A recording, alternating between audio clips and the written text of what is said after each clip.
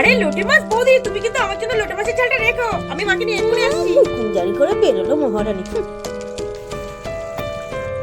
অঙ্কন এই দেখ গাছ কতটা লোটে মাছ ঝাল করে নিয়ে এসেছি। ওরা তো বাড়িতে নেই, নে তুই আর আমি তাড়াতাড়ি করে খেয়ে নি, তাহলে আমার কখন এসে পড়বে ঠিক নেই।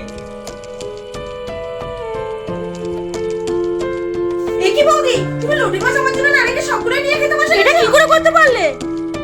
আসলে আমি ভেবেছিলাম তোমরা আজ আসবে না, সেই জন্য অঙ্কনের আমি এইগুলো ঝাল করে খাচ্ছিলাম। আসলে এটাই তো তোমার স্বভাব। আচ্ছা ঠিক আছে, আমি এর থেকে বেশি খাইনি। এই নাও, এগুলো নিয়ে তোমরা দুজন খেয়ে নাও। বৌদি, আমি না প্রতিদিনের মতো তোমার এই খাবারটা খেলাম, কিন্তু তোমার অসুস্থ শাশুড়ি মাকেও তুমি এই খাবারটা খাওয়ালে। এইবারটা ক্ষমা করতে, আর এই ভুল কখনোই হবে না। অঙ্কন, এটা তো তোর মেয়ের রোজ না, বাড়িতে মাছ মাংস হলে কাল থেকে না থেকে নিজেই খেয়ে নেয়। এরকম ভাবে আর কতদিন চলবে? আরে আমাদেরও তো পেট আছে, আমাদেরও তো লোক হয়। বৌদি, সংসার জীবনটা অতটা সহজ না যেমনটা তুমি ভাবছো।